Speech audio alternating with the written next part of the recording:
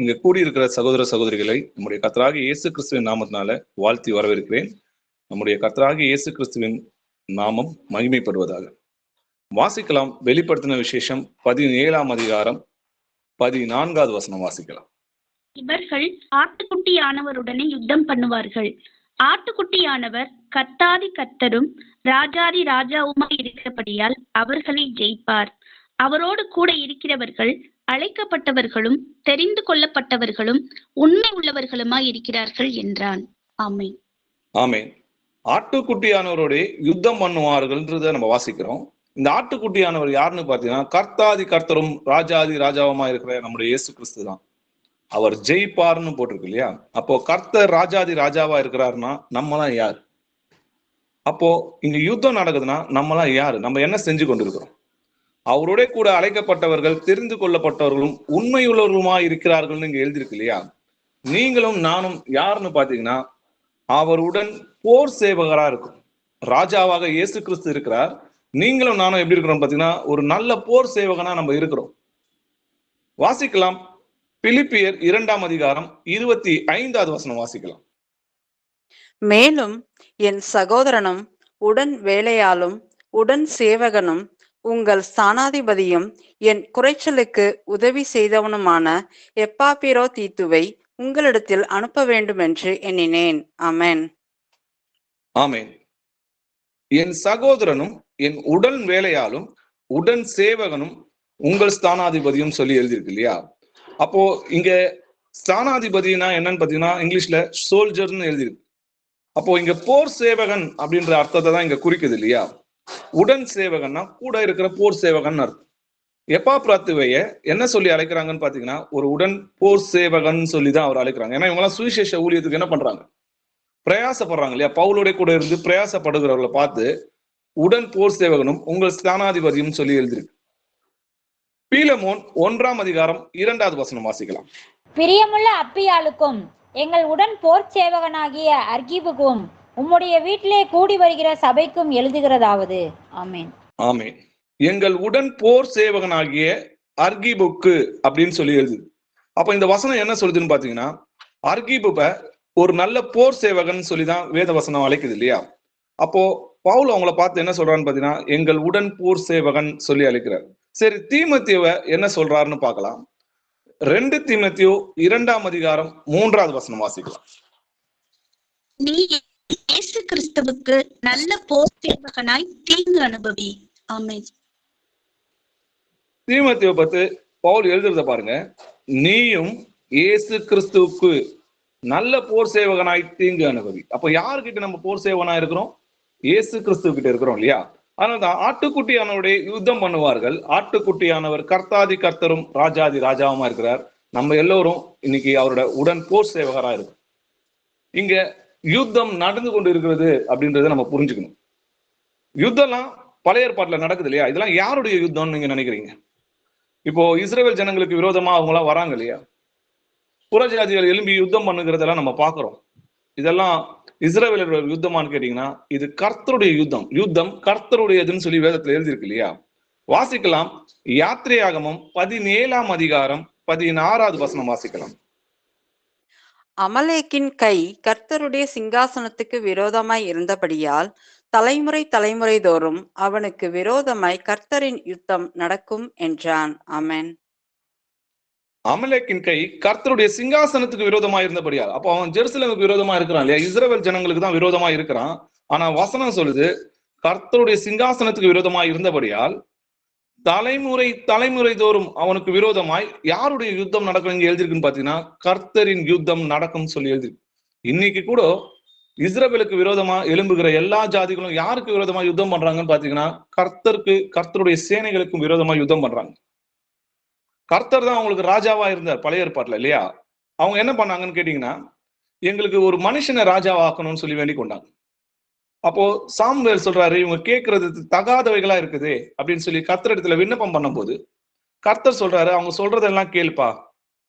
ஏன்னா அவங்க உன்னை தள்ளல, நான் தான் அவர்களை ராஜாவாக ஆளாதபடி என்னைத்தான் தள்ளினாங்க. இஸ்ரவேல் என்னை விரும்பல, அவங்க கேட்கிறபடியே ஒரு மனுஷனை ராஜாவாக்குன்றாங்க இல்லையா? அப்போ சவுல ராஜாவாக்குறாங்க இல்லையா? கர்த்தர் சவுல ராஜாவாக அபிஷேகம் பண்ண சொல்லி சாமுவேல் கிட்ட சொல்றாரு. சரி, நம்ம ஏற்கனவே பார்த்தோம், அமலேக்கின் கை கர்த்தருடைய சிங்காசனத்துக்கு விரோதமா இருக்கும், இது கர்த்தருடைய யுத்தம்ன்றதை நம்ம பார்க்கிறோம். அப்படி கர்த்தருடைய யுத்தத்தை நடத்த சொல்லி சவுல் கிட்ட கர்த்தர் கட்டளையிடுகிறார். வாசிக்கலாம். 1 சாமுவேல் 15ஆம் அதிகாரம் 1-3 வசனங்கள் வரைக்கும் வாசிக்கலாம். பின்பு சாமுவேல் சவுலை நோக்கி, இஸ்ரவேலராகிய தம்முடைய ஜனங்கள் மேல் உம்மை ராஜாவாக அபிஷேகம் பண்ணுகிறதற்கு கர்த்தர் என்னை அனுப்பினாரே, இப்போதும் கர்த்தருடைய வார்த்தைகளின் சத்தத்தை கேளும். சேனைகளின் கர்த்தர் சொல்லுகிறது என்னவென்றால், இஸ்ரவேலர் எகிப்திலிருந்து வந்தபோது அமலேக்கு அவர்களுக்கு வழிமறித்த செய்கையை மனதிலே வைத்திருக்கிறேன். இப்போது நீ போய் அமலேக்கை மடங்கடித்து அவனுக்கு உண்டான எல்லாவற்றையும் சங்கரித்து அவன் மேல் இரக்கம் வையாமல் புருஷரையும் ஸ்திரீகளையும் பிள்ளைகளையும் குழந்தைகளையும் மாடுகளையும் ஆடுகளையும் ஒட்டகங்களையும் கழுதைகளையும் கொன்று போட கடவா என்கிறார் என்று சொன்னான். ஆமென். ஆமென். அப்போ கர்த்தர் என்ன பண்றாரு? சாமுவேல சவுல் கிட்ட சொல்ல சொல்றாரு இல்லையா? என்ன சொல்றாரு? சேனைகள் கர்த்தர் சொல்கிறது என்னவென்றால், இஸ்ரவேலர் எகிப்திலிருந்து வரும்போது இந்த அமலேக்கு அவர்களுக்கு வழிமறித்த செய்கையை என் மனதில் வைத்திருக்கிறேன். அப்போ பழி வாங்குதல் எனக்குரியதுன்னு சொல்றாரு இல்லையா?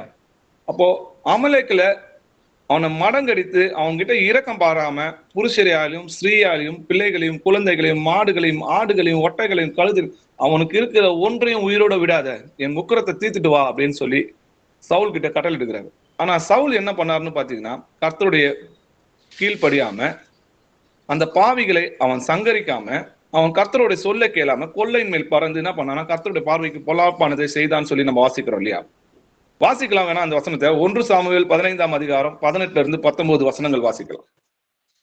இப்போதும் கர்த்தர், நீ போய் அமலேக்கியராகிய அந்த பாவிகளை சங்கரித்து அவர்களை நிர்மூலமாக்கி தீருமட்டும் அவர்களோடு யுத்தம் பண்ணு என்று சொல்லி உம்மை அந்த வழியாய் அனுப்பினார்.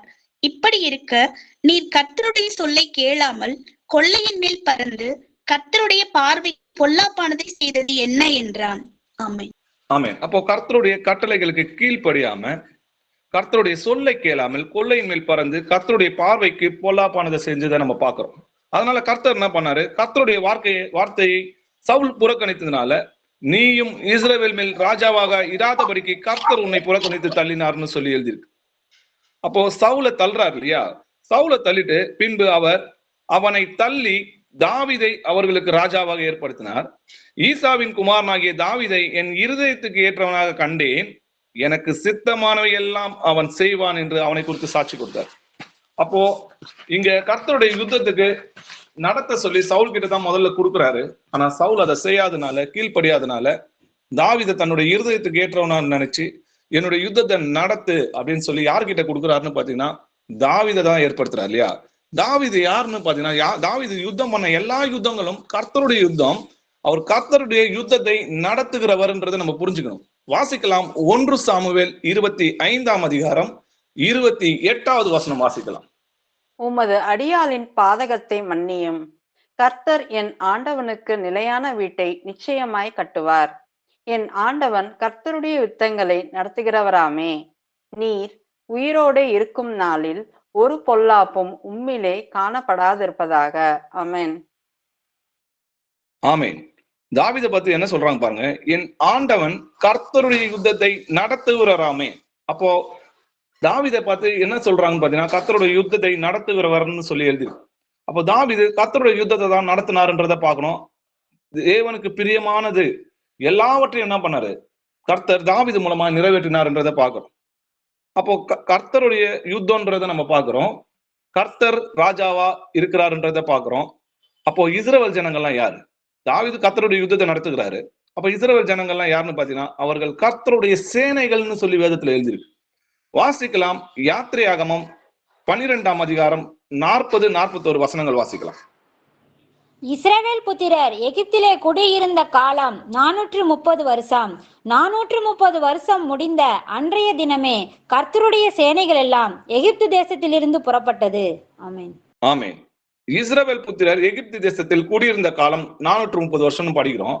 கீழே அதே வசனம் பாத்தீங்கன்னா, அந்த 430 வருஷம் முடிந்த அன்றைய தினமே அப்போ இஸ்ரவேல் புத்திரர் எல்லாம் புறப்பட்டு எகிப்து விட்டு போனாங்கன்றது நம்மளுக்கு தெரியும். ஆனா வேதம் என்ன சொல்லுதுன்னு பாத்தீங்கன்னா, கர்த்தருடைய சேனைகள் எல்லாம் எகிப்து தேசத்திலிருந்து புறப்பட்டது.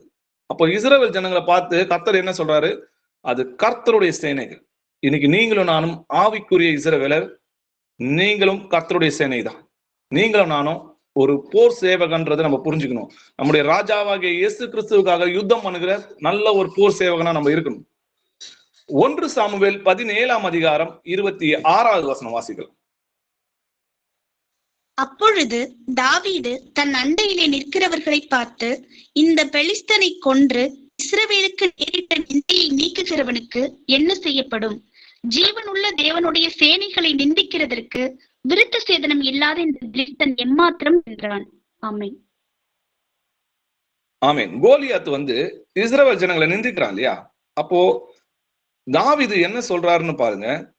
இஸ்ரவேலுக்கு நேரிட்ட நிந்தையை நீக்கிறவனுக்கு என்ன செய்யப்படும்? அப்போ அவன் இஸ்ரவேல் ஜனங்களை தான் அவன் நிந்திக்கிறான் இல்லையா கோலியாத். ஆனா ஜீவனுள்ள தேவனுடைய சேனைகளை நிந்திக்கிறதுக்கு விருத்த சேதனம் இல்லாத இந்த பெலிஸ்தன் எம்மாத்திரம் அப்படின்னு கேட்கிறாங்க. அப்ப இஸ்ரவேல் ஜனங்களை தாவீது என்ன சொல்றாருன்னு பாத்தீங்கன்னா, ஜீவனுள்ள தேவனுடைய சேனைகள்னு சொல்றாரு. நீங்களும் நானும் ஜீவனுள்ள தேவனுடைய சேனைகள். நம்முடைய தேவன் இயேசு கிறிஸ்து. நீங்களும் நானும் நல்ல ஒரு போர் சேவகனா நம்ம இருக்கிறோம். 1 சாமுவேல் 17ஆம் அதிகாரம் 45வது வசனம் வாசிக்கலாம். அதற்கு தாவீது பெலிஸ்தனை நோக்கி, நீ பட்டயத்தோடும் ஈட்டியோடும் கேடகத்தோடும் என்னிடத்தில் வருகிறாய். நானோ நீ நிந்தித்த இஸ்ரவேலுடைய இராணுவங்களின் தேவனாகிய சேனைகளுடைய கர்த்தரின் நாமத்திலே உன்னிடத்தில் வருகிறேன். ஆமென். ஆமென். அப்போ பெலிஸ்தன் பாத்தீங்கன்னா, நீ பட்டயத்தோடும் ஈட்டியோடும் கேடகத்தோடும் என்னிடத்தில் வருகிறார் இல்லையா? அப்போ கோலியாத் எதனால வரான் பாத்தீங்கன்னா, பட்டயத்தோடும் ஈட்டியோடும் கேடகத்தோடு வரான். ஆனா நம்முடைய தாவீது ராஜா யாரோட நாமத்தினால வருகிறார்னு பாத்தீங்கன்னா, இஸ்ரவேலுடைய இராணுவங்களின் தேவனாகிய சேனைகளின் கர்த்தரின் நாமத்தினால வருகிறார். அப்போ அவரோட நாமம் ஒரு ஆயுதமாக பயன்படுத்தியது யாருன்னு பாத்தீங்கன்னா, முதலாக தாவீது ராஜா தான்.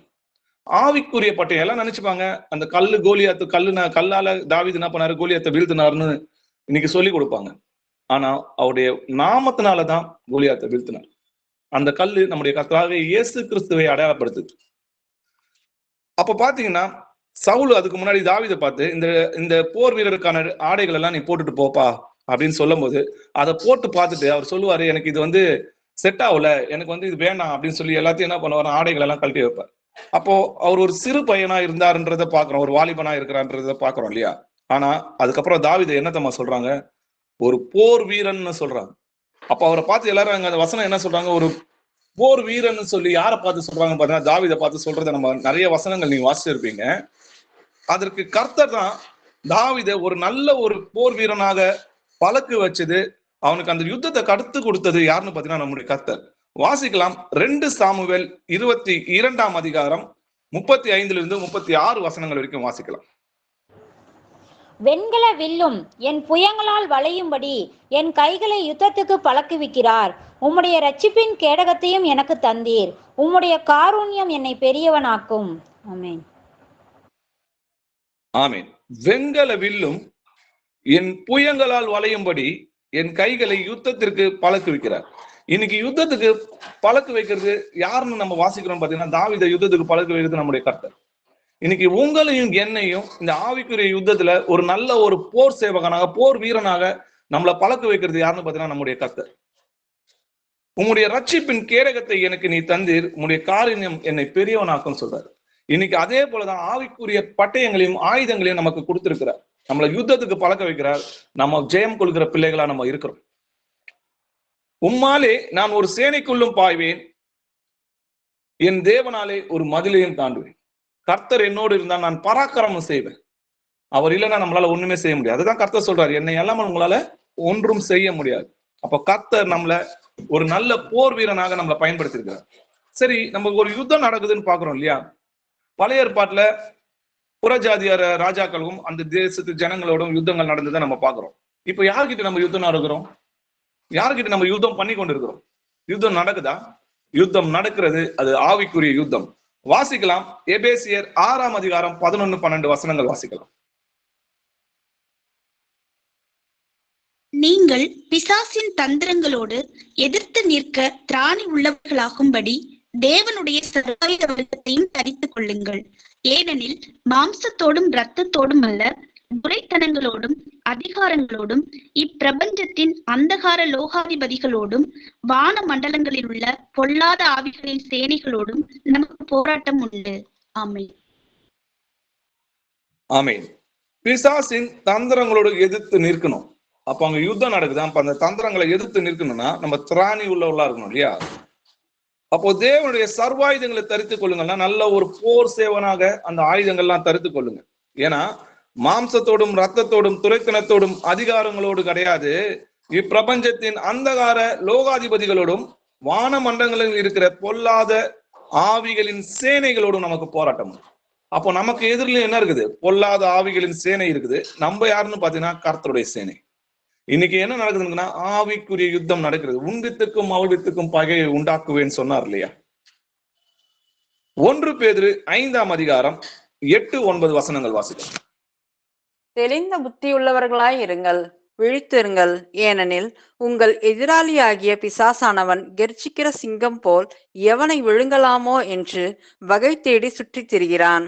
விசுவாசத்தில் உறுதியாயிருந்து அவனுக்கு எதிர்த்து நில்லுங்கள். உலகத்தில் உள்ள உங்கள் சகோதரரிடத்திலே அப்படிப்பட்ட பாடுகள் நிறைவேறி வருகிறதென்று அறிந்திருக்கிறீர்களே. ஆமென். ஆமென். தெளிந்த புத்தி உள்ளவர்களா இருங்க, விழித்திருங்க. ஏன்னா எதிராளியாகிய பிசாசானவன் சொல்லி, அப்ப நமக்கு எதிராளி யாரு? பிசாசு. நம்முடைய சத்ரு யாரு? பிசாசு இல்லையா? அவங்கிட்டதான் இன்னைக்கு என்ன நடக்குது? யுத்தங்கள் நடந்து கொண்டிருக்கு. அவங்கிட்ட மட்டும் கிடையாது, அவனுடைய பிள்ளைகளுக்கும் நமக்குமே யுத்தம் இருக்குது. மாம்சத்தில் பிறந்தவனை ஆவில் பிறந்தவன் அன்று துன்பப்படுத்தினது போல இன்றும் நிறைவேறி வருகிறது. நம்ம வசனம் படிக்கிறோம். அவன் கர்ஜிக்கிற சிங்கம் போல் எவனை விழுங்கலாமோ என்று வகை தேடி சுற்றி திரிகிறான் இல்லையா? அப்போ விசுவாசத்திலே உறுதியாய் இருந்து அவனுக்கு எதிர்த்து நில்லுங்கள்னு சொல்லியிருக்கு. அப்ப அவனுக்கு எதிர்த்து நிற்கிறதுனா என்னன்னு பாத்தீங்கன்னா, தேவனுக்கு கீழ்ப்படிந்திருங்கள், பிசாசுக்கு எதிர்த்து நில்லுங்கள், அப்பொழுது அவன் உங்களை விட்டு ஓடி போவான்னு சொல்லி எழுதிருக்கு. அப்போ ஒரு கெட்ட சிந்தனையை கொடுப்பான், ஒரு சகோதரனுக்குள்ள பகையை உண்டாக்குவான், விரோதங்களை உண்டாக்குவான். அப்ப நம்ம அதற்கெல்லாம் கீழ்ப்படியாம தேவன் என்ன வசனத்தை நமக்கு சொல்லியிருக்கிறார், அவர் நமக்கு என்ன வசனம் மூலமா நமக்கு கத்து கொடுத்துருக்காரு? சத்துருக்களை சிநேகிங்கன்னு நம்மளுக்கு சொல்லி கொடுத்துருக்காரு. அவர்களுக்காக ஜெபம் பண்ணுங்கள்னு சொல்லியிருக்கிறாரு. அப்போ அதனால நம்ம என்ன பண்ணணும்? தேவனுக்கு கீழ்ப்படிந்தா நம்ம அப்படி செய்யும் போது பிசாசை எதிர்த்து நிற்கிறோம், அவன் ஓடிப்போ. தேவனுக்கு கீழ்ப்படிந்திருங்கள், பிசாசை எதிர்த்து நில்லுங்கள், அப்பொழுது அவன் ஓடி போவான்னு சொல்லி வேதத்துல எழுதியிருக்கு இல்லையா? வாசிக்கலாம். 2 கொரிந்தியர் 2ஆம் அதிகாரம் 10-11 வசனங்கள் வாசிக்கலாம். எவனுக்கு நீங்கள் மன்னிக்கிறீர்களோ அவனுக்கு நானும் மன்னிக்கிறேன். மேலும் எதை நான் மன்னித்திருக்கிறேனோ அதை உங்கள் நிமித்தம் கிறிஸ்துவனுடைய சன்னிதானத்திலே மன்னித்திருக்கிறேன். சாத்தானாலே நான் மோசம் போகாதபடிக்கு அப்படி செய்தேன். அவனுடைய தந்திரங்கள் நமக்கு தெரியாதவைகள் அல்லவே. ஆமென். ஆமென். ஏற்கனவே நம்ம ஒரு வசனம் படிச்சோம், சாத்தானுடைய தந்திரங்களுக்கு நீங்க என்ன பண்ணுங்க? எதிர்த்து நில்லுங்கள்னு சொல்லி எழுதிருக்கு இல்லையா? அவனுக்கு எதிர்த்து நிக்கணும்னா திராணி உள்ளவர்களாக சர்வாயுதங்களை தடுத்துக் கொள்ளுங்கள்ன்றதை நம்ம வாசிச்சோம். இங்க எப்படி அவனோட தந்திரத்தை ஜெயிச்சாருன்றதை நம்ம பாருங்க. நீங்கள் எதை மன்னிக்கிறீர்களோ அதை நானும் மன்னிக்கிறேன். நான் எதை மன்னித்தேனோ அதை கிறிஸ்துவோட சன்னிதானத்துல நான் மன்னித்திருக்கிறேன்னு சொல்றாரு. எதனாலன்னு பாத்தீங்கன்னா, சாத்தானாலே நான் மோசம் போகாதபடிக்கு அப்படி செய்தேன். அவனுடைய தந்திரங்கள் நமக்கு தெரியாதவைகள் அல்லவே.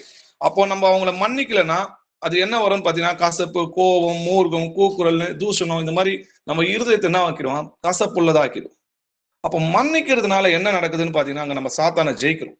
மன்னிப்பும் ஒரு பெரிய ஆயுதம்ன்றதை நம்ம புரிஞ்சுக்கணும். சாத்தானை வீழ்த்துக்கிறதுக்கு மன்னிக்கிறது ஒரு பெரிய ஆயுதம்.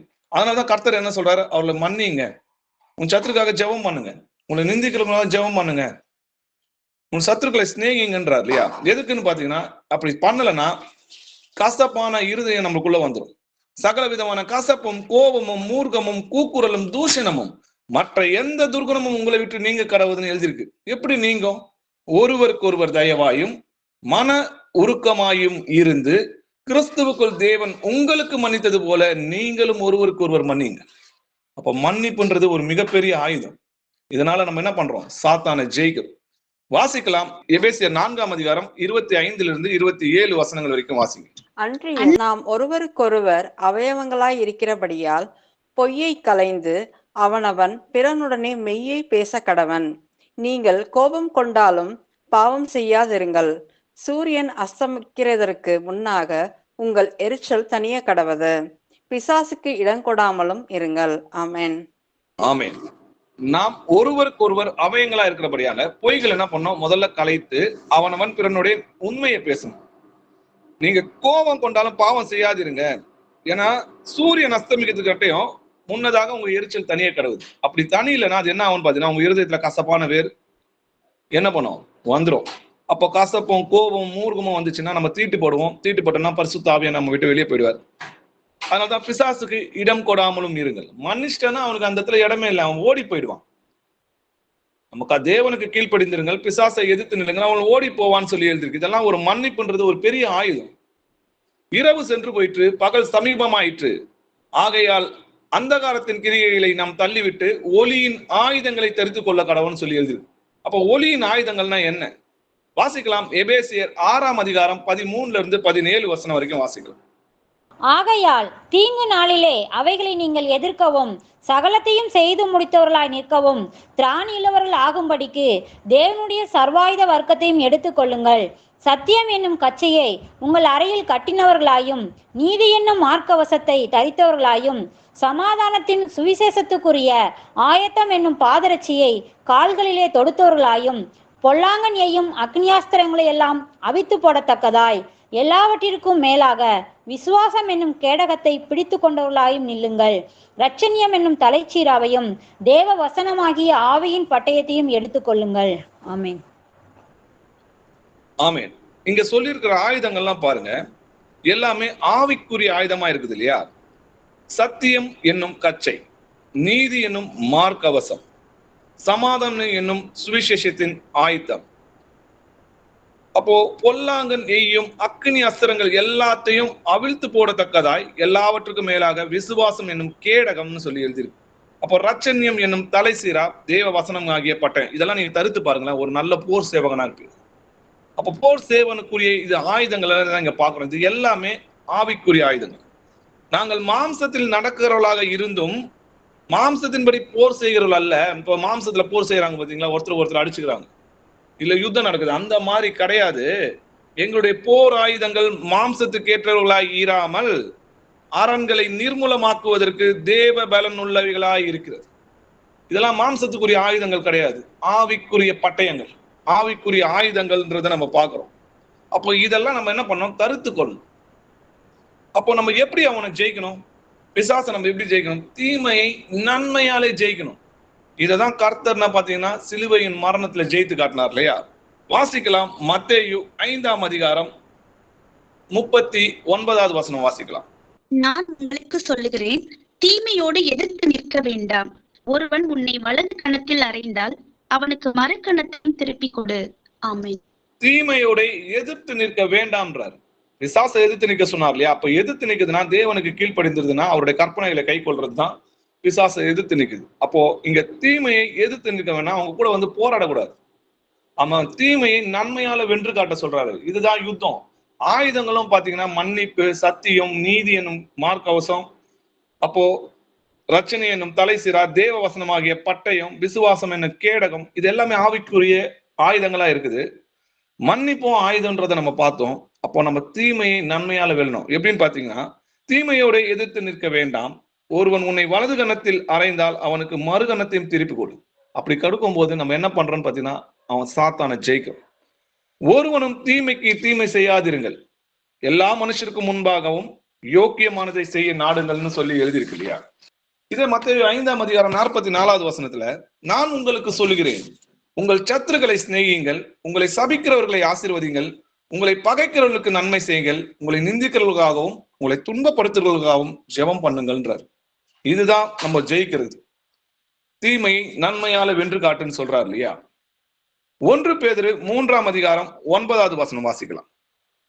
தீமைக்கு தீமையையும் உதாசனத்துக்கு உதாசனத்தையும் சரி கட்டாமல் அதற்கு பதிலாக நீங்கள் ஆசீர்வாதத்தை சுதந்திரித்துக் கொள்ளும்படிக்கு அழைக்கப்பட்டிருக்கிறவர்கள் என்று அறிந்து ஆசீர்வதியுங்கள். ஆமென். ஆமென்.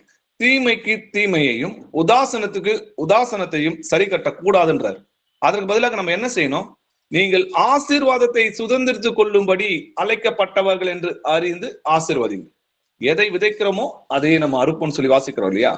ஒருவனும் மற்றவனுக்கு செய்யும் தீமைக்கு தீமை செய்யாதபடி பாருங்கள், உங்களுக்குள்ள யாவருக்குள்ளும் எப்பொழுதும் நன்மை செய்ய நாடுங்கள்னு சொல்லுது. இதனால நம்ம என்ன பண்றோம்னு பாத்தீங்கன்னா, தீமையை நன்மையால வெல்லுகிறோம் இல்லையா? வாசிக்கலாம், ரோமர் 12ஆம் அதிகாரம் 21வது வசனம் வாசிக்கலாம். நீ தீமையினாலே வெல்லப்படாமல் தீமையை நன்மையினாலே வெல்லு. ஆமென். ஆமென். இங்க யுத்தம் நடக்குது. ஆனா இந்த யுத்தத்துல நல்ல நல்ல போர் சேவகனாக நம்ம இருக்கிறோம். சர்வ ஆயுதங்களை தரித்து இருக்கிறோம். நம்முடைய ராஜாவாக இயேசு கிறிஸ்து இருக்கிறார். அவர் எப்படி சிலுவையில வெற்றி சிறந்தார்? அவங்கள காயப்படுத்தினாங்க, அவரை அவமானப்படுத்தினாங்க, அவரை எச்ச துப்பி அவமானப்படுத்தினாங்க, அவரை பரியாசம் பண்ணாங்க. ஆனா கர்த்தர் என்ன பண்ணாருன்னு பாத்தீங்கன்னா, பிதாவே இவர்கள் அறியாது செய்யறாங்க, அவர்களை மன்னியும் சொல்லி அவங்க தீமைக்கு பதிலாக நன்மையை தான் விதிச்சார். அவங்களுக்காக ஜெபம் பண்ணார் இல்லையா? அவங்க சத்துருக்களுக்காக ஜெபம் பண்ணுங்கன்னு சொன்னவர் அதை செய்தும் காட்டினார். அப்ப அங்க வெற்றி சிறந்தார்னு வேதவசனம் எழுதியிருக்கு சிலுவையில.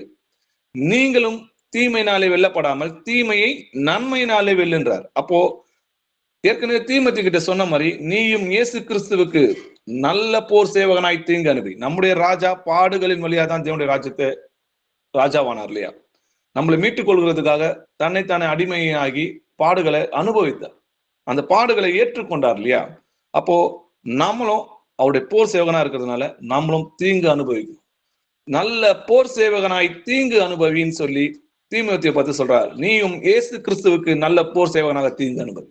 அப்ப நீங்களும் நானும் நல்ல ஒரு போர் சேவகனாக தான் தீங்கு அனுபவிக்கிறவங்களா இருக்கும். மோசேவும் பாத்தீங்கன்னா தேவனுக்காக ஒரு நல்ல போர் சேவகனா இருந்தார். வாசிக்கலாம், எபிரேயர் 11ஆம் அதிகாரம் 24 26 வசனங்கள் வரைக்கும் வாசிக்கலாம். விசுவாசத்தினாலே மோசே தான் பெரியவனான போது பார்வோனுடைய குமாரத்தியின் மகன் எனப்படுவதை வெறுத்து அநித்தியமான பாவ சந்தோஷங்களை அனுபவிப்பதை பார்க்கிலும் தேவனுடைய ஜனங்களோட துன்பத்தை அனுபவிப்பதையே தெரிந்து கொண்டு இனிவரும் பலன் மேல் நோக்கமாயிருந்து எகிப்தில் உள்ள பொக்கிஷங்களிலும் கிறிஸ்துவின் நிமித்தம் வரும் நிந்தையை அதிக பாக்கியம் என்று எண்ணினான். ஆமென். ஆமென். மோசேவை பாத்தீங்கன்னா நல்ல ஒரு போர் சேவகனா இருந்திருக்கிறார் இல்லையா?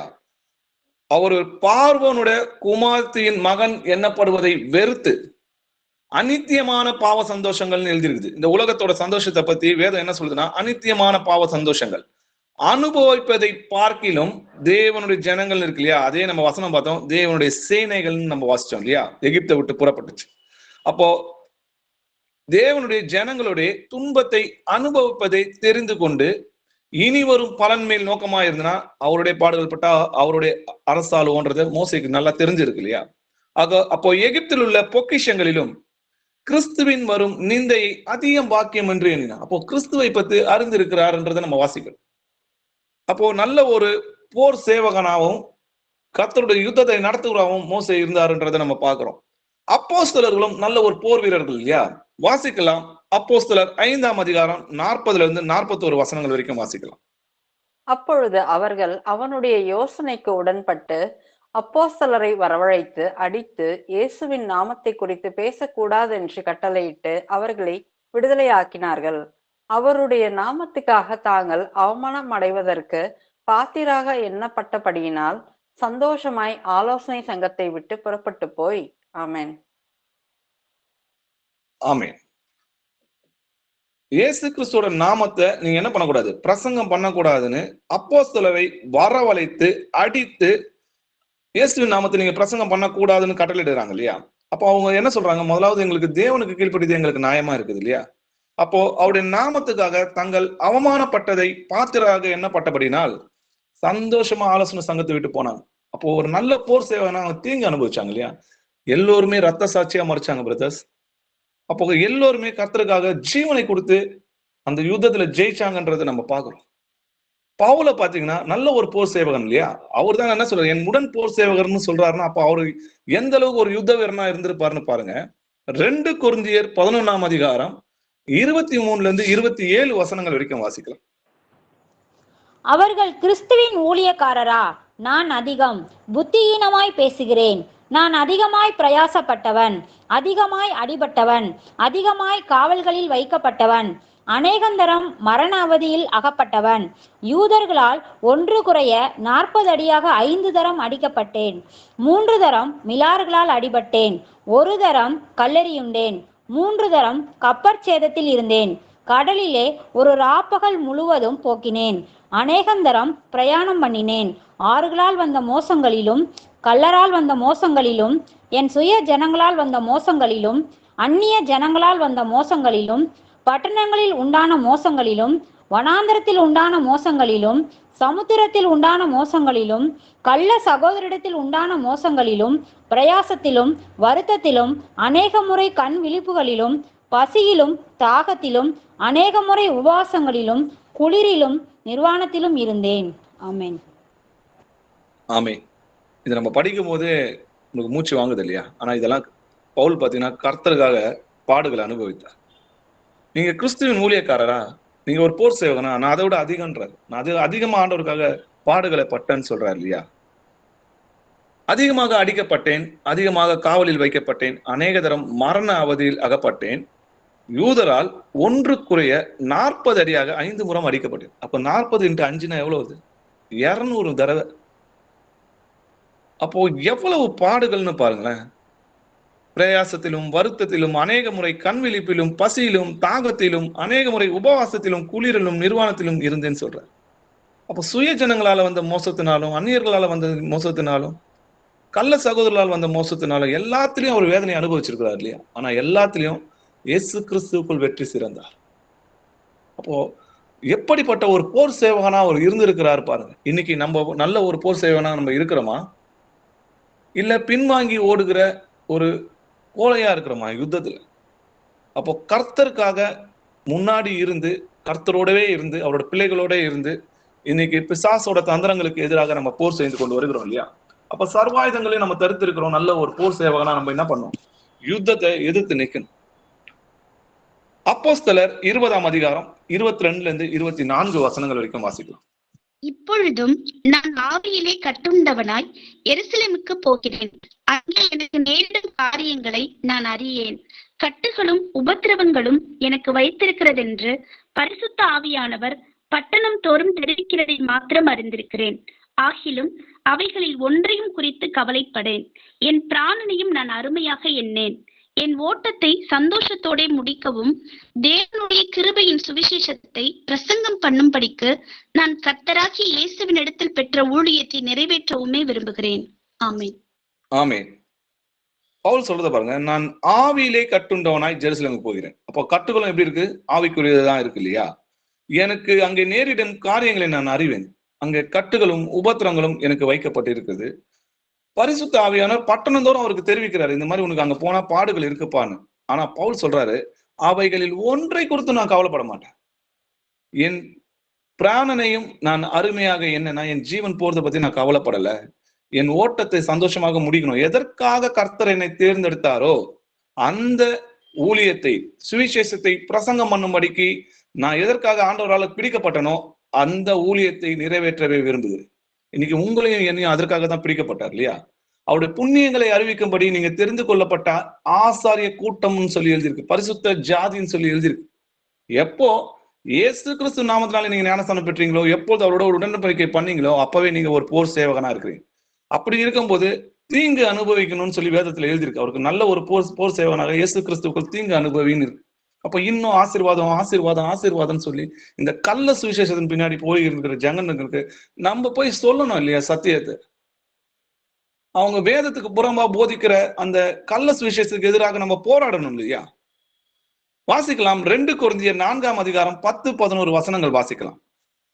கர்த்தராகிய இயேசுவினுடைய ஜீவனும் எங்கள் சரீரத்திலே விளங்கும்படிக்க இயேசுவின் மரணத்தை எப்பொழுதும் எங்கள் சரீரத்தில் சுமந்து திரிகிறோம். எப்படியெனில் சாவுக்கிணமான எங்கள் மாம்சத்திலே இயேசுவினுடைய ஜீவனும் விளங்கும்படிக்க உயிரோடு இருக்கிற நாங்கள் எப்பொழுதும் இயேசுவின் நிமித்தம் மரணத்திற்கு ஒப்பு கொடுக்கப்படுகிறோம். ஆமென்.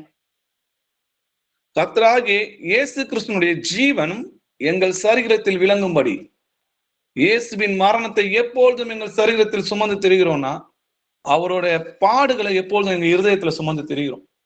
அவருடைய நமக்காக ஜீவனை கொடுத்து நமக்கு ரட்சிப்பை உண்டாக்குனதை சுவிசேஷமாய் பிரசங்கிக்கிறோம். ஏன்னா சௌக்கியமான எங்கள் மாம்சத்தில், அதாவது எங்க சரீரத்துல எங்களுக்கு எந்த குறையும் இல்லை. ஆனாலும் இயேசுனுடைய ஜீவன் விளங்கும்படிக்கு உயிரோடு இருக்கிற நாங்கள் எப்பொழுதும் இயேசு கிறிஸ்துவாக எப்பொழுதும் மரிக்க ஆயத்தமா இருக்கிறோம்னு சொல்றாங்க. அதனால்தான் பவுல் சொல்றத பாருங்க, நான் ஒன்றிலும் வெட்கப்பட்டு போகாமல் எப்பொழுதும் போல இப்பொழுதும் மிகுந்த தைரியத்தோடே ஜீவனாகிலும் சாவாகிலும் கிறிஸ்து என் சரீரத்தில் மகிமைப்படுவார் என்று எனக்கு உண்டாயிருக்கிற வாஞ்சைக்கும் நம்பிக்கையும் தக்கதாக அப்படி முடியும். ஏன்னா கிறிஸ்து எனக்கு ஜீவன், சாவு எனக்கு ஆதாயம் சொல்றார். அப்போ நான் உயிரோடு இருந்தாலும் மரித்தாலும் இந்த சரீரம் எப்படி இருக்கும்? கிறிஸ்துவுக்கு மகிமைப்படும். நான் உயிரோடு இருந்தா அவருக்கு எதிர்கொண்டு போவேன், மரித்தா அவர் என்னை உயிரோடு எழுப்பார்.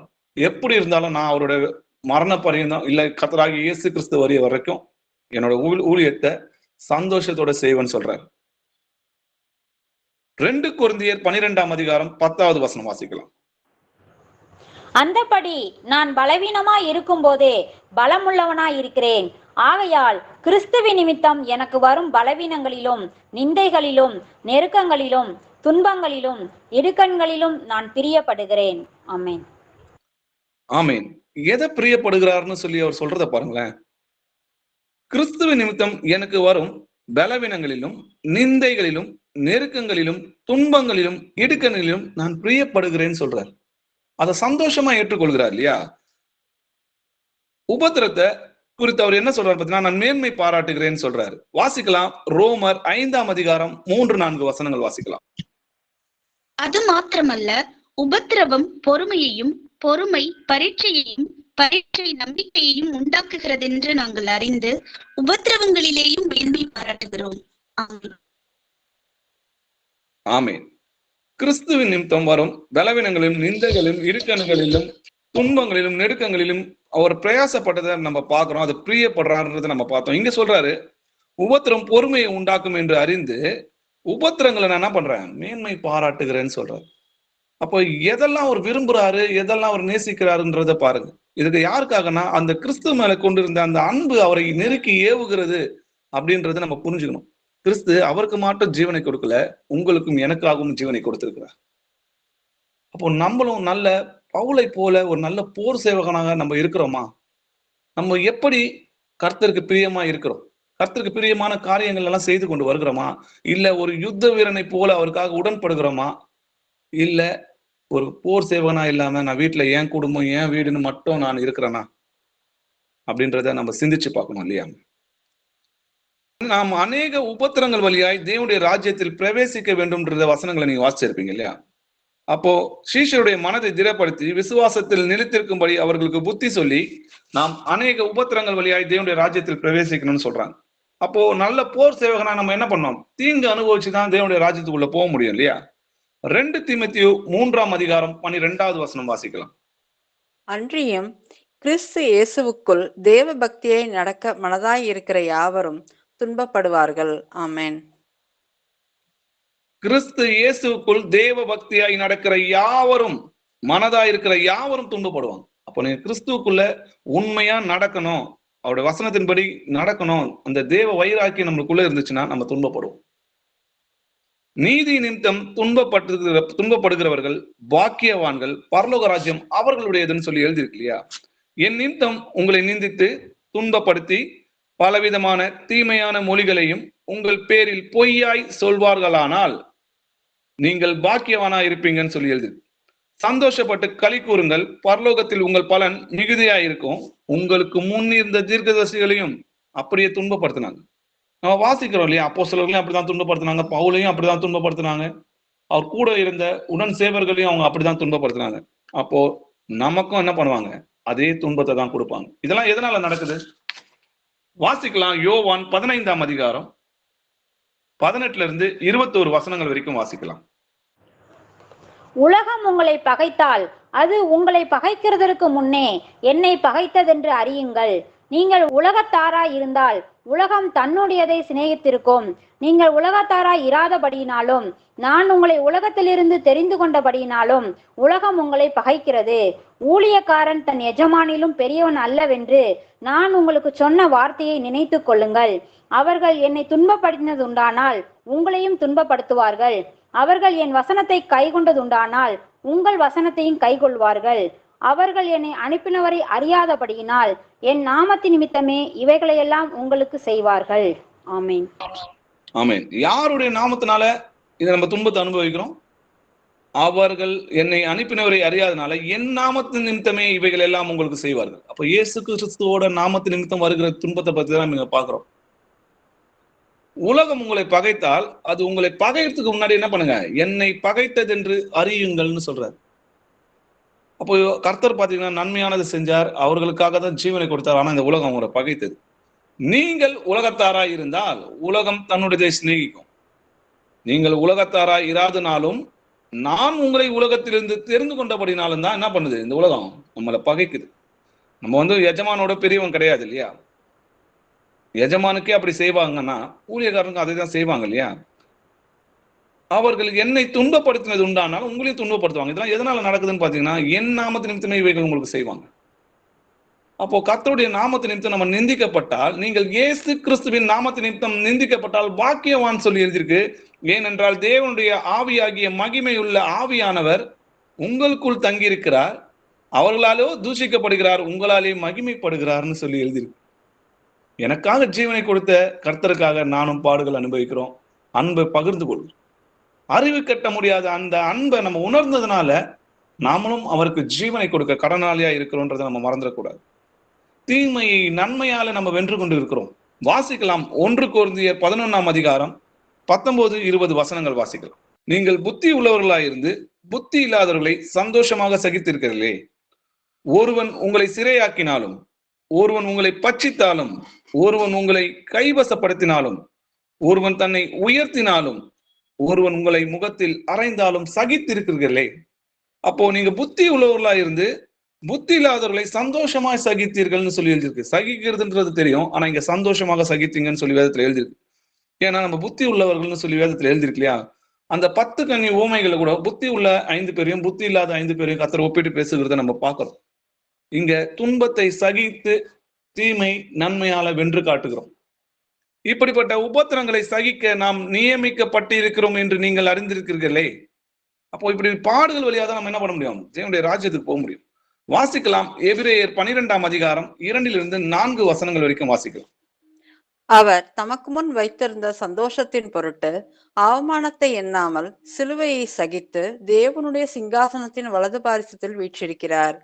ஆகையால் நீங்கள் இளைப்புள்ளவர்களாய் உங்கள் ஆத்துமாக்களில் சோர்ந்து போகாதபடிக்கு தமக்கு விரோதமாய் பாவிகளால் செய்யப்பட்ட இவ்விதமான விபரீதங்களை சகித்த அவரையே நினைத்து கொள்ளுங்கள். பாவத்திற்கு விரோதமாய் போராடுகிறதில் இரத்தம் சிந்தப்படத்தக்கதாக நீங்கள் இன்னும் எதிர்த்து நிற்கவில்லையே. ஆமென். ஆமென். அங்க பிசாசுக்கு விரோதமாக யுத்தம் பண்றதை நம்ம பார்த்தோம். இங்க வசனம் தெளிவா சொல்லுது, பாவத்திற்கு விரோதமாக போராடுகிறதில் ரத்தம் சிந்திக்கத்தக்கதாக நீங்கள் இன்னும் எதிர்த்து நிக்கலையே. இன்னும் நம்ம ரத்தம் சிந்துற அளவுக்குலாம் நம்ம இன்னும் போராடலாம் இல்லை இல்லையா? நம்ம யாரை நினைத்துக் கொள்ளணும்னு சொல்லி வசனம் எழுதி பாருங்க. அவர் தமக்கு முன்பு வைத்திருந்த சந்தோஷத்தின் பொருட்டு அவமானத்தை எண்ணாமல் சிலுவையை சகித்து சிலுவையில வெற்றி சிறந்தார்ன்றதை நம்ம வாசிக்கிறோம். அவருக்கு முன்னாடி என்ன சந்தோஷம் இருந்துச்சுன்னு பாத்தீங்கன்னா, பிள்ளைகளை மகிமையில் கொண்டு வந்து சேர்க்க போறோன்ற அந்த சந்தோஷம் தான். நீங்களும் நானும் தேவனுடைய ராஜ்யத்துல இருக்க போறோன்றத அவங்களை கொண்டு போக போறோன்றதுக்காக தான் அன்னைக்கு அவங்களை எச்சத்து போகும்போதும் அவர் அவமானப்படுத்தும் போதும் பரியாசம் பண்ணும்போதும் அதை சந்தோஷமாய் சகித்தார். எதனாலன்னா நீங்களும் நானும் தேவனுடைய ராஜ்யத்துக்கு வரணும்ன்று. அதே போல அதே அன்பு நமக்கும் இருந்துச்சுன்னா கிறிஸ்துவை நம்ம சந்திக்க போறோம், அவருடைய ராஜ்யத்துல நம்ம இருக்க போறோம். அந்த அன்பு நம்ம இருதயத்துல இருந்துச்சுன்னா, அந்த சந்தோஷம் நமக்கு இருந்துச்சுன்னா நம்மளும் என்ன பண்ணுவோம், இந்த உபத்திரத்தை சகிப்போம். அப்போ நமக்கு விரோதமாய் பாவிகள் செய்யப்பட்ட இவ்விதமான விபரீதங்களை சகித்த அவரையே நீங்கள் என்ன பண்ணுங்க, நினைத்து கொள்ளுங்கள்னு சொல்லி எழுதியிருக்கு. எதனாலன்னு பாத்தீங்கன்னா, கிறிஸ்து நமக்காக மாம்சத்தில் பாடுபட்டபடியால் நீங்களும் அப்படிப்பட்ட சிந்தையை ஆயுதமாக தரித்துக் கொள்ளுங்கள்னு எழுதியிருக்கு. இங்க கிறிஸ்துவோடைய பாடுகளை ஆயுதமாக தரித்துக் கொள்ளுங்கள்னு எழுதியிருக்கு. இதுவும் ஒரு ஆயுதமாக இருக்கிறது. கிறிஸ்துவோட பாடுகளை நம்ம நினைக்கிறோம் இல்லையா, அவர் எப்படி சகித்தாரு, எப்படி ஜெயித்தாருன்றத நீங்களும் அப்படிப்பட்ட சிந்தைகளை ஆயுதமாக தரித்துக் கொள்ளுங்கள்னு சொல்லி எழுது. பிசாசுக்கு எதிர்த்து நில்லுங்க, தேவனுக்கு கீழ்ப்படிந்திருங்கள். அவன் நம்மளை விட்டு ஓடி போவான். அவன் நமக்கு நிறைய உபத்திரங்களை கொடுப்பான், நிறைய பிரச்சனைகளை கொடுப்பான், நிறைய கஷ்டங்களை கொடுப்பான். ஆனாலும் கிறிஸ்துவின் அன்பை விட்டு நம்மை பிரிப்பவன் யார்? உபத்திரமோ, வியாகுலமோ, துன்பமோ, பசியோ, நிர்வாணமோ, நாசமோசமோ, பட்டயமோ, இவை எல்லாவற்றிலையும் நாம் நம்மில் அன்பு கூறுவர்களாலே முற்றிலும் ஜெயம் கொள்கிறோமே அப்படின்னு சொல்லி எழுதியிருக்கு. மரணமாகிலும் ஜீவனாகிலும் தேவதூதலாகினும் அதிகாரங்களாகினும் வல்லமையானாலும் நிகழ்காரியங்களானாலும் வருங்காரியங்களானாலும் உயர்வானாலும் தாழ்வானாலும் வேற எந்த சிருஷ்டியானாலும் நம்முடைய கர்த்தராகிய இயேசு கிறிஸ்துவில் உள்ள தேவனுடைய அன்பை விட்டு நம்மை பிரிக்காது என்று நிச்சயத்திருக்கும். எந்த ஒரு துன்பமும் நம்ம கிட்ட இருந்து என்ன பண்ண முடியாது, கர்த்தரை விட்டு நம்மளை பிரிக்க முடியாது. ஏன்னா கிறிஸ்துவின் அன்பு நம்ம இருதயங்களை நெருக்கி ஏவுகிறது அல்லவா. அப்போ நம்ம இவ்வளவு பிரயாசப்படுறோம் இல்லையா, கர்த்தருக்காக இவ்வளவு வைராக்கியமா இருக்கிறோம், இவ்வளவு பிரயாசப்படுறோம், அவமானங்களை சந்திக்கிறோம், நன்மைக்கு பதிலாக தீமையை நம்ம அனுபவிக்கிறோம். யாருக்காக சுவிசேஷம் அறிவிச்சு யாருக்காக பிரயாசப்பட்ட போனோமோ அவர்களே நம்மளை நிந்தித்து தூஷிக்கிறாங்க இல்லையா. அப்ப நீங்க பாக்கியவான்னு சொல்லி எழுதிருக்கு. உங்களை பத்தி பொய்யாய் சொல்வார்களானால், பொய்யான மொழிகளை பேசுவார்களானால் நீங்கள் பாக்கியவான்னு சொல்லி எழுதிருக்கு. இதெல்லாம் கர்த்தர் என்ன பண்றாருன்னு பாத்தீங்கன்னா, மறந்து விடுவதற்கு அநீதி உள்ளவர் அல்லவே. அப்போ நீங்க படுகிற எல்லா கிரியைகளையும் கர்த்தர் நினைவில் வைத்துக் கொண்டிருக்கிறார். வாசிக்கலாம், வெளிப்படுத்தின விசேஷம் 2ஆம் அதிகாரம் 3வது வசனம் வாசிக்கலாம். நீ சகித்து கொண்டிருக்கிறதையும் பொறுமையா இருக்கிறதையும் என் நாமத்து நிமித்தம் இளைப்படையாமல் பிரயாசப்பட்டதையும் அறிந்திருக்கிறேன். ஆமென். நீ சகித்து கொண்டிருக்கிறதையும் பொறுமையா இருக்கிறதையும் என் நாமத்து நிமித்தம் இளைப்படையாமல் பிரயாசப்பட்டதையும் நான் அறிந்திருக்கிறேன்னு சொல்றார். அவரோட நாமத்து நிமித்தம் நீங்க படுகிறீங்க பாத்தீங்களா, பிரயாசம். ஒரு சின்ன சின்ன படுற பிரயாசத்தை கூட அவர் மறந்து விடுவதற்கு அநீதி உள்ளவர் அல்லவே. அவர் எல்லாத்தையும் அறிந்திருக்கிறேன்னு சொல்றார் இல்லையா. வாசிக்கலாம், எபிரேயர் 6ஆம் அதிகாரம் 10வது வசனம் வாசிக்கலாம். ஏனென்றால் உங்கள் கிரியையையும் நீங்கள் பரிசுத்தவான்களுக்கு ஊழியம் செய்ததினாலும் செய்து வருகிறதினாலும் தமது நாமத்திற்காக காண்பித்த அன்புள்ள பிரயாசத்தையும் மறந்து விடுகிறதற்கு தேவன் அநீதி உள்ளவர் அல்லவே. ஆமென். உங்கள் கிரியையையும் நீங்கள் பரிசுத்தவான்களுக்கு ஊழியம் செய்றீங்க பாத்தீங்களா, செய்து வருகிறதையும் தமது நாமத்து நிமித்தம் காண்பித்த அன்புள்ள பிரயாசம் சொல்றாரு. அந்த அன்பை மறந்து விடுவதற்கு தேவன் அநீதி உள்ளவர் அல்லவே. நம்ம சத்துருக்களா இருக்கும் போதே நமக்காக ஜீவனை கொடுத்தவரா. அப்போ நம்ம அவருக்காக பிரயாசப்படும் போது எப்படி மறப்பார்? அவர் தன்னை நம்மள பிள்ளைகள்னு சொல்லி பாராட்டின அன்பு எவ்வளவு பெரிதா இருக்குதுன்னு சொல்லி வேதத்துல எழுதிருக்கு இல்லையா.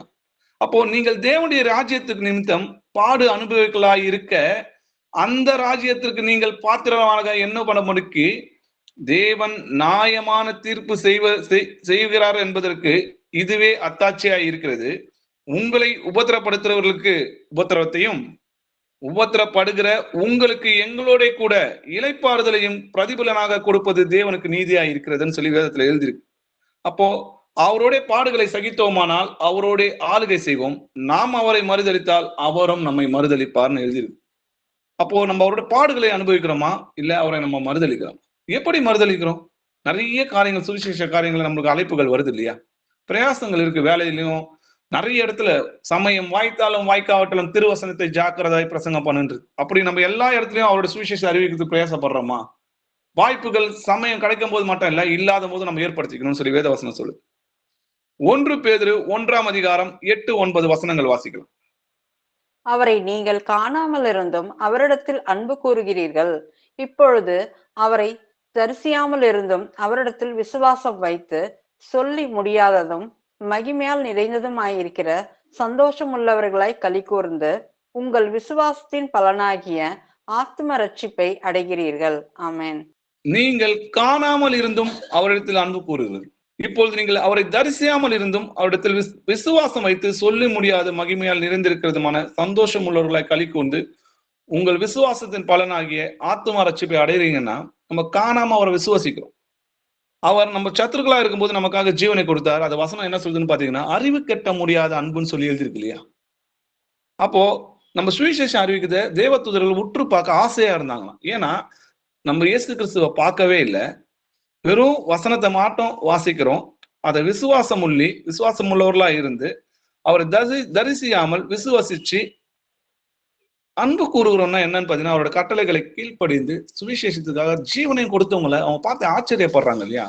அவர் இவங்களுக்காக ஜீவனை கொடுக்குறாருங்க, இவர் காணாமலே அவருடைய நாமத்து நிமித்தம் இவங்க மறிக்கிறாங்களே அப்படின்னு சொல்லி ஆச்சரியப்படுறாங்க இல்லையா. அப்போ தேவ தூதர்கள் என்ன நினைப்பாங்கன்னு பாத்தீங்கன்னா, உண்மையாலுமே இவ்வளவு பாடுகளை பட்டு இவ்வளவு சத்தியத்துல தரிசியாமல் தேவனை பார்க்காம அவருக்காக ஜீவனை கொடுத்து ஜெயித்தாங்க இல்லையா. யாரும் ஜெயித்தாங்க?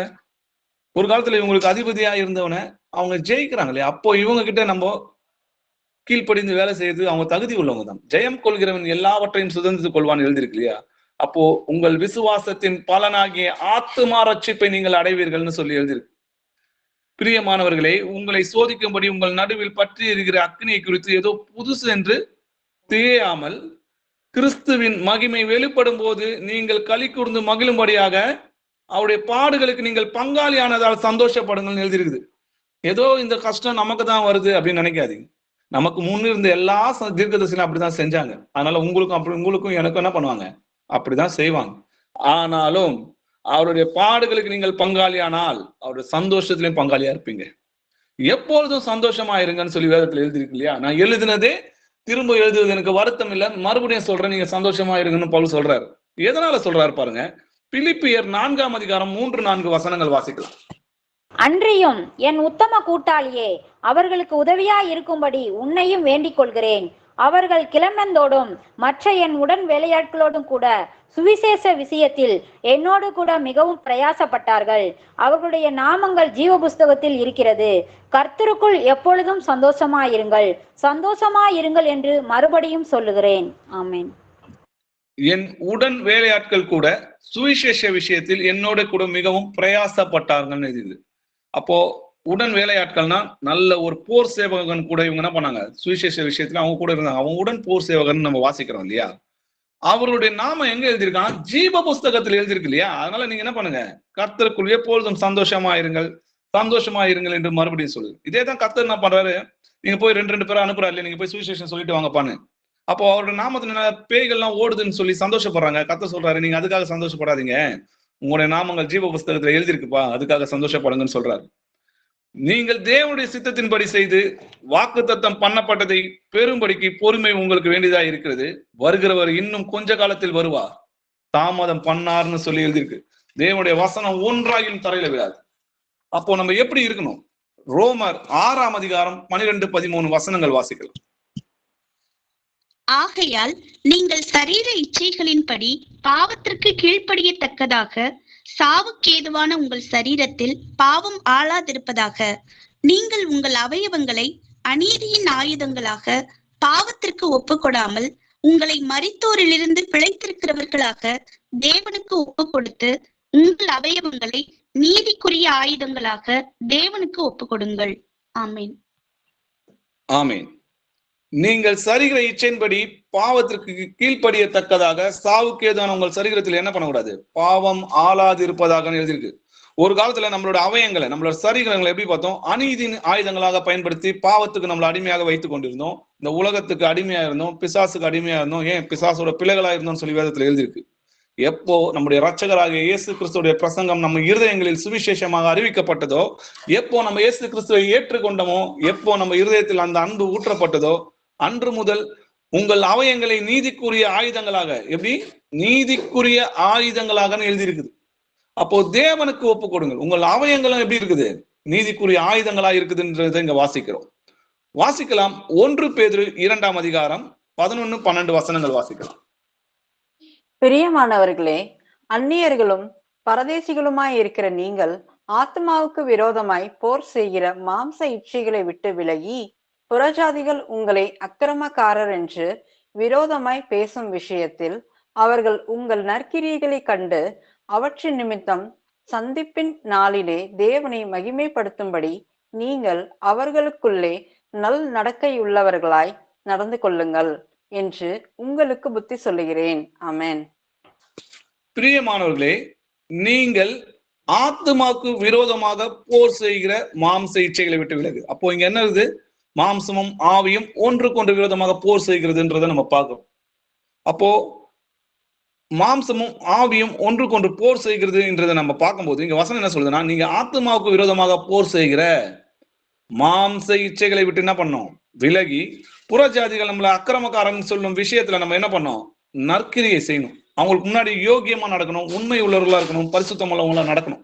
அப்போ அவங்க என்ன பண்ணுவாங்க பாத்தீங்கன்னா, உங்கள் நற்கிரியை கண்டு சந்திப்பின் நாளில், இயேசு கிறிஸ்துவோட 2ஆம் வருகை தான் சந்திப்பின் நாளிலே தேவனை மகிமைப்படுத்தும்படி நீங்கள் அவர்களுக்குள்ள என்ன பண்ணணும்?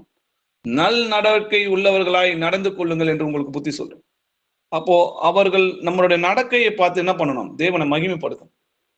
அப்போ இவங்க பேர்ல கிறிஸ்தவங்களா இல்ல, அவங்க ஆண்டவருடைய வசனத்தின்படி நடந்து கிரியையில எப்படி இருக்காங்க, கிறிஸ்துவை தடுத்து கொண்டிருக்கிறாங்கன்றதை நம்ம பார்க்கிறோம்.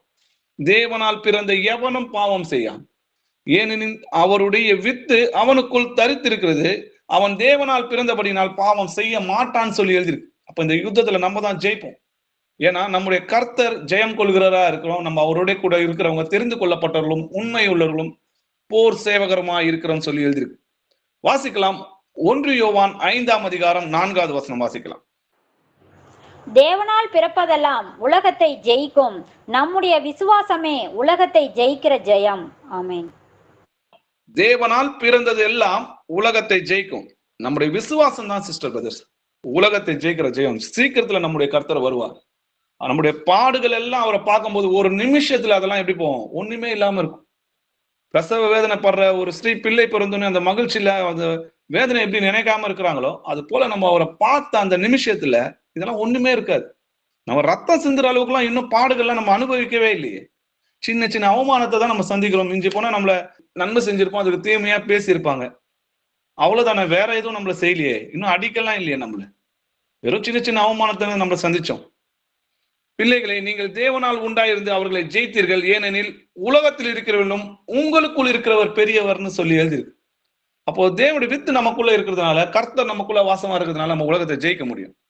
வாசிக்கலாம் வெளிப்படுத்தின விசேஷம் 12ஆம் அதிகாரம் 11வது வசனம் வாசிக்கலாம்.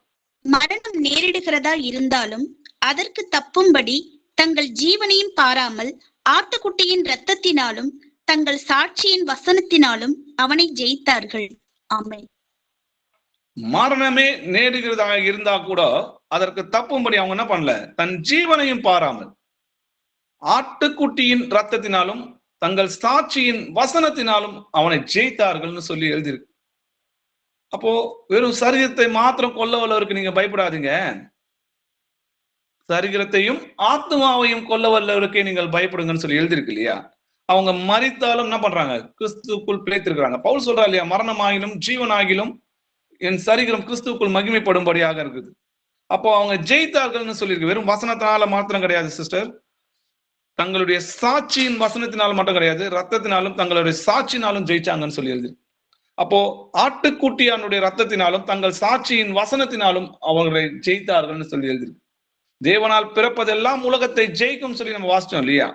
ஜெயம் கொள்கிறவன் எல்லாவற்றையும் சுதந்திரித்துக் கொள்ளுவான், நான் அவன் தேவனாயிருப்பேன், அவன் என் குமாரனாயிருப்பான்னு சொல்றது எழுதியிருக்குது நம்ம வாசிக்கும். அப்போ கர்த்தருக்காக ஒரு நல்ல போர் சேவகனா நம்ம இருக்கிறோமா, சர்வாயுதங்களை தரித்து கொண்டிருக்கிறோமா, யுத்தத்தை கர்த்தருடைய யுத்தத்தை நம்ம நடத்துகிறோமா. இன்னைக்கு கர்த்தருடைய யுத்தம்ன்றது, கர்த்தர் தான் நமக்கு ராஜாவா இருக்கிறார். அந்த ராஜாவுக்கு பின்னாடி நிக்கிற நம்மளுடைய சேனையா நம்ம இருக்கிறோமா, அவரோட சூழ்ந்து வலது பக்கம் இடது பக்கம் பரம சேனைகள்னு சொல்லி வாசிக்கிறோம் இல்லையா. இன்னைக்கு நீங்களும் நானும் பரம சேனைகள் தான். இன்னைக்கு பொல்லாத அகாயத்து மண்டலத்தில் இருக்கிற அந்த பொல்லாத ஆவிகளின் சேனைகளோடு நம்ம எதிர்த்து நிற்கிறோமா, தேவ வசனமாகிய பட்டயத்தை நம்ம தரித்திருக்கிறோமா, விசுவாசம் என்னும் கேடகத்தை பிடித்து கொண்டுகிறவரா இருக்கிறோமா, சுவிசேஷம் என்னும் பாதரட்சையை நம்ம தரித்திருக்கிறோமா அப்படின்றத நம்ம சிந்திச்சு பார்க்கணும். ஆண்டவருடைய சர்வாயுதங்களை நம்ம தரித்திருக்கிறோமா, சத்தியம் என்னும் கர்ச்சையை நம்ம தரித்திருக்கிறோமா, நீதி என்னும் மார்க்க அவசத்தை நம்ம அணிந்திருக்கிறோமா, கிறிஸ்துவின் சிந்தையை ஆயுதமாக தரித்து கொண்டிருக்கிறோமா. நம்மளுடைய மாம்சத்தில் நடக்கலாக நம்ம இருந்தாலும் மாம்சத்தோட போர் செய்யறவங்க நம்ம கிடையாது. ஏன்னா நம்மளுடைய ஆயுதங்கள்லாம் எப்படி இருக்குதுன்னு பாத்தீங்கன்னா, மாம்சத்துக்கு ஏற்றலா இராமல் அரண்களை நிர்மூலமாக்குவதற்கு தேவ பலன் உள்ளதா இருக்குதுன்னு சொல்லி நம்ம வாசிக்கிறோம். அப்போ நம்முடைய சரீரங்களை நீதிக்குரிய ஆயுதங்களாக தேவனுக்கு ஒப்பு கொடுத்து இப்போ நடக்கிற இந்த ஆவிக்குரிய யுத்தங்கள்ல பிசாசின் தந்திரங்களை எதிர்த்து நிறுத்து, கூடவே பலவீனமா இருக்கிறவர்களையும் நம்ம காத்து கொள்கிறதுக்கு நல்ல ஒரு போர் சேவகனா இருக்கணும். நம்மளை சுத்தி இருக்கிற பலவீனர்களையும் நம்ம தாங்கணும். நம்மை மட்டுமே ரட்சிக்கிறதுல என்ன இருக்கு, கிறிஸ்துவ மற்றவங்களுக்காக தான் அந்த நிந்தையை சுமந்தார்னு சொல்லி எழுதியிருக்கு. நம்மளும் அப்படிப்பட்ட நிந்தைகளை சுமந்து கொண்டு என்ன பண்ணோம், பாளையத்துக்கு புறம்பே புறப்பட்டு செல்லுங்கள்னு எழுதியிருக்கு. இப்போ நம்முடைய கர்த்தர் வருகிறார், அவருடைய வருகை சமீபமாக இருக்கிறது. அதற்காக நல்ல கிறிஸ்துவுக்குள் நல்ல ஒரு போர் சேவகனாக நம்ம தீங்கு அனுபவித்தோமானால் அவருடைய பாடுகள் பட்டால் அவருடைய அரசு மாறுவோம். ஆமென். அப்பா, உம்மை துதிக்கிறோம், உம்மை போற்றுகிறோம். நீ நல்லவர், வல்லவர், இரக்கமுள்ளவர், நீதி உள்ளவர், கிருபை உள்ளவர், பரிசுத்தம் உள்ளவர், மகா பரிசுத்தம் உள்ள தேவனை உம்மை துதிக்கிறோம்ப்பா. அப்பா, நாங்க அநியாயக்காரரா இருந்தோம் கர்த்தாவே, நாங்க அக்கிரமக்காரரா இருந்தோம், நாங்க துன்மார்க்கனா இருந்தோம் அப்பா. அப்படி இருந்தும் எங்களுக்காக ஜீவனை கொடுத்திருக்காக்கா. உங்களுடைய ரத்தத்தினால் எங்களை கழுவி, உங்களுடைய நாமத்தினால் எங்களுடைய பாவங்கள் மன்னிக்கப்பட்டு நீர் எங்களை தெரிந்து கொண்ட கிருபைக்காக நன்றி ராஜா. எவ்வளோ பேர் இந்த உலகத்துல இருக்கும்போது மத்தியில நீர் உண்மையுள்ள தேவன்றது எங்கள் இருதயத்திற்கு வெளிப்படுத்தின கிருபைக்காக நன்றி ராஜா. உங்களுடைய வருகையும் உங்களுடைய அன்பையும் எங்களுக்கு தெரியப்படுத்தும் கர்த்தாவே. உங்களுடைய வசனங்களை, உங்களுடைய கிருபை புரிந்த வசனங்களை நாங்கள் புரிந்து கொள்ளும்படியாக எங்களுக்கு பிரகாசிக்கிற மனக்கண்ணை தந்த கிருபைக்காக நன்றி ராஜா. அப்பா, இங்க கூடியிருக்கிற சகோதர சகோதரிகளை கர்த்தராகிய இயேசு கிறிஸ்து நாமளை ஆசீர்வதிக்கிறப்பா. அவங்க உங்களுடைய அவயங்களா இருக்கிறாங்கப்பா. அவங்க ஒரு நல்ல போர் சேவகராக அவங்கள மாத்துங்கப்பா. எங்களுக்கு யுத்தத்தை சொல்லிக் கொடுங்கப்பா. நாங்க யுத்தங்களை நாங்க பழக்கணும்ப்பா. அந்த ஆயுதங்களை நாங்க எப்படிப்பா பயன்படுத்தணும், அதுக்காக எங்களுக்கு சொல்லிக் கொடுங்கப்பா. இந்த யுத்தத்தை தாவீதுக்கு எப்படி நீங்க ஒரு நல்ல ஒரு யுத்த வீரனா மாத்தினீர்களோ அது போல எங்களையும் ஒரு யுத்த வீரனாக மாத்துங்கப்பா. மாம்சத்தோட நாங்க போர் சேவராக இருக்கக்கூடாதுப்பா. அவைகளை நாங்கள் நிர்மூலமாக்குறதுக்கு நல்ல ஒரு போர் வீரனாக எங்களை மாற்றுங்கப்பா. தேவ பலன்களை நாங்கள் தரித்து கொண்டு அவனுக்கு எதிர்த்து நிற்கிறதுக்கு எங்களுக்கு சொல்லிக் கொடுங்கப்பா.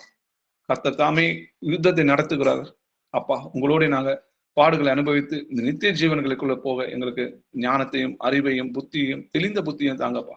உபத்திரங்களை மேன்மை பாராட்டும்படியாக கிருபை செய்யுங்கப்பா. பவுலை போல நாங்களும் இந்த பிரயாசத்தை பிரியமாக ஏற்றுக்கொள்கிற இருதயத்தை கொடுங்கப்பா. உங்களுடைய வருகையில இந்த எங்களை நினைத்தருளும் கர்த்தாவே. கர்த்தர் எல்லா தீமையிலும் எங்களை ரட்சித்து நம்முடைய பரம ராஜ்யத்தை அறியும்படி காப்பாற்றுவார். அவருக்கு சதா காலங்களில் மகிமை உண்டாதிருப்பதாக. ஆமேன். அப்பா, துதியும் கனமும் மகிமையும் உமக்கு செலுத்துற ராஜா. இயேசு கிறிஸ்துவின் நாமத்தில் ஜெபிக்கிறோம் எங்கள் ஜீவனுள்ள பிதாவே. ஆமேன். Praise Lord brother. Praise Lord sister.